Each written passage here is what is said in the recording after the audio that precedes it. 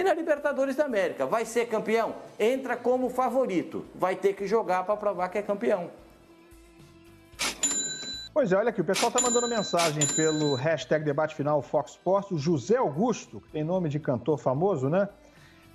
Ele é lá da Moca, em São Paulo, diz: Pascoal, deixa de conversa fiada, o Flamengo suou contra o Goiás e não apanhou do Bragantino por sorte. O Flamengo andou tendo dificuldade realmente nos jogos no Maracanã, até empatou esse jogo em casa contra o Bragantino. Você quer responder ele, Pascoal? Responde aí.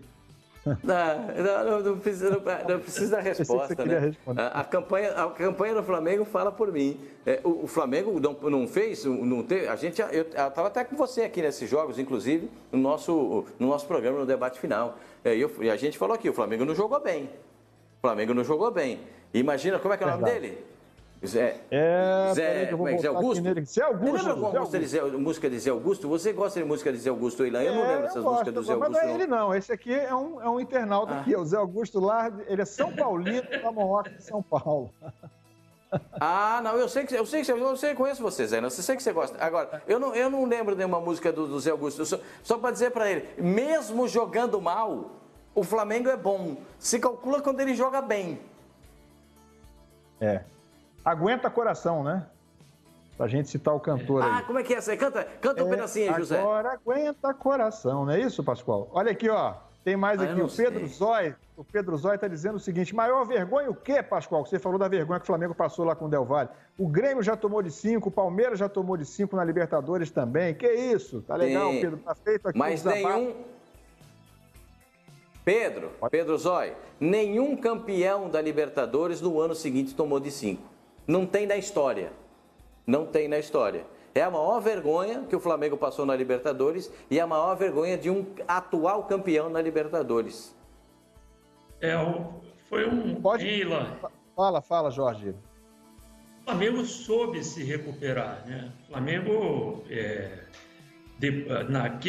aquela passagem com o Independente Del Valle, não há como negar. O Flamengo foi a maior goleada sofrida por um brasileiro, por um time estrangeiro na história da Libertadores. É um resultado marcante, porque o Flamengo é o atual campeão. Chamou a atenção por causa disso. Mas o Flamengo soube se recuperar. E tem mostrado futebol de favorito. Voltou a mostrar futebol. Não é fácil você trocar de treinador e de ideias. O Jorge Jesus e o Dominique Torrent têm conceitos completamente diferentes, né? E os jogadores se acostumarem e comprarem esses conceitos. Precisa do jogador entender e comprar a ideia do treinador também.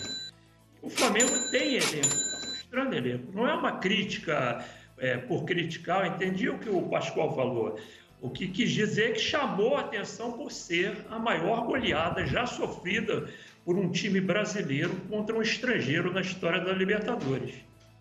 E foi também a pior derrota do Flamengo em Libertadores na sua história, né? O 5-0 sofrido contra o Del Valle foi a pior derrota na história. Deixa eu falar com o André Kfouri agora, exatamente também sobre essa questão do Flamengo. André, o Flamengo vinha relativamente bem, mas antes dessas partidas contra o Corinthians e essa última agora que venceu na fase, enfim, o último jogo da fase de grupos da Libertadores, antes disso a gente ainda via alguma resistência de alguns torcedores, não exatamente, necessariamente aos resultados, mas ao desempenho, ao que o Flamengo estava entregando em campo. Ainda havia um certo questionamento em relação ao Domenico Torrent. Está tudo no trilho já certinho, ainda tem coisa para acertar, ainda tem o que melhorar esse time do Domenico Torrent. E quero aproveitar também e perguntar a você, já que o Pascoal tocou no assunto, o Flamengo não tem onde encaixar todo mundo que hoje parece merecer ser titular, né?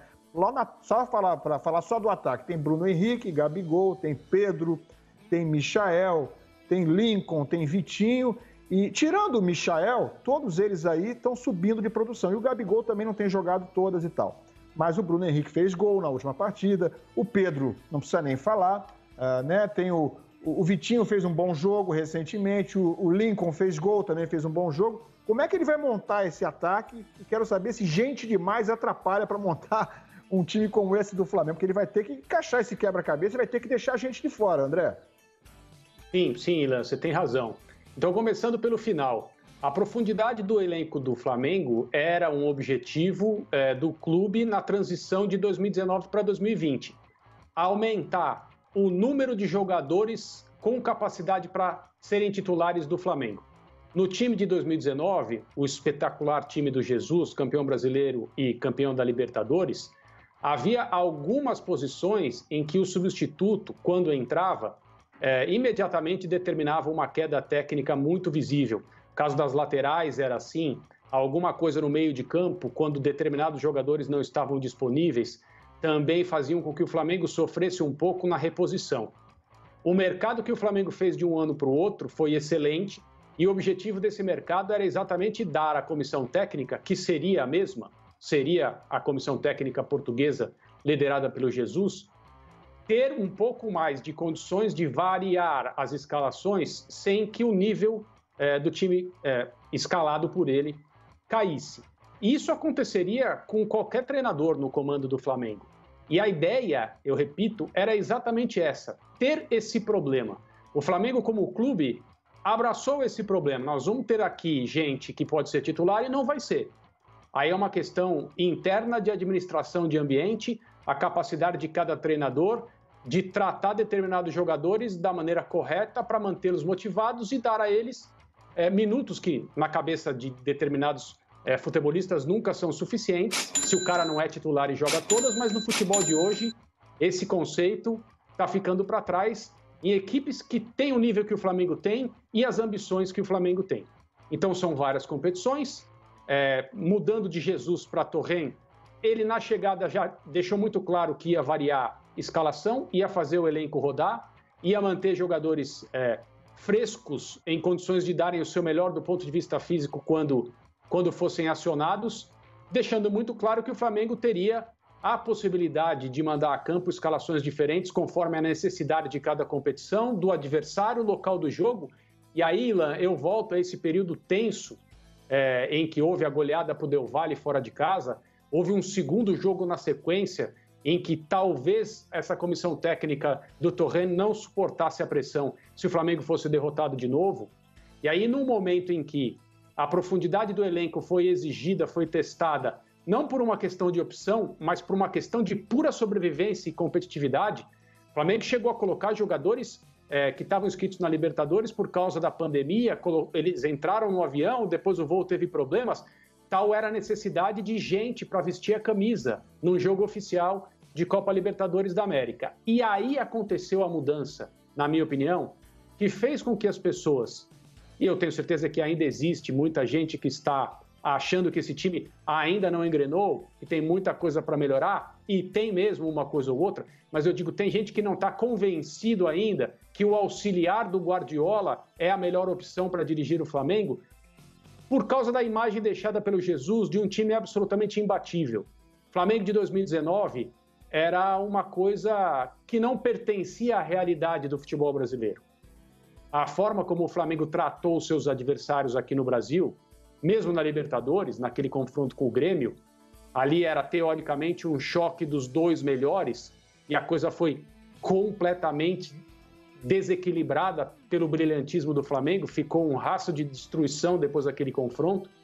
Então, aquele time passava uma impressão de ser imbatível, de não ser daqui. Quando o Jesus vai embora, e foi a decisão dele, é bom que se diga de novo, e ele tem o direito de fazer isso, vem um treinador que assume um time que não foi ele que montou, não teve possibilidade de fazer pré-temporada, chega para administrar um calendário absolutamente apertado, sem condição de treinar, apenas recuperando jogadores e preparando partidas, de um elenco que ele não conhece direito, um elenco que não o conhece direito, e uma pressão tremenda, porque a imagem de 2019 era essa imagem. Então, essa coisa, o Torren está estragando o time do Flamengo, foi uma bobagem dita e escrita tantas vezes naquele início que ele teve, perdendo jogos, aí se contava, o Jesus perdeu 4 jogos e o Torren já está perdendo. Não dá para você fazer uma cobrança tão exigente para alguém que está chegando agora ainda nessas condições. Só que eu acho que nessa viagem, no momento em que a coisa complicou e a gente ficou... Quem vai jogar pelo Flamengo? Né? Que escalação o Flamengo vai ter? O elenco se mostrou apto a resolver os problemas, mesmo numa situação tão delicada. O Flamengo venceu aquela partida, a pressão baixou, acho que o nível de confiança aumentou, voltou ao Brasil, colocou o seu terceiro time para jogar no Allianz Parque com o Palmeiras e deveria ter vencido o Palmeiras naquele dia pelo Campeonato Brasileiro. Numa das principais atuações individuais até hoje do campeonato, que foi a atuação do De Arrascaeta contra o Palmeiras naquele empate em 1-1. Que, de novo, deveria ter terminado com vitória do Flamengo por uma questão de volume e desempenho. O futebol nem sempre confirma tudo isso. E aí eu acho que as coisas mudaram. E o trabalho do Torren passou a ser visto também de uma maneira um pouco mais calorosa, um pouco mais próxima, né, por parte do torcedor que ainda está desconfiado. Para terminar, vitória por 5-1 sobre o Corinthians, num massacre, num processo de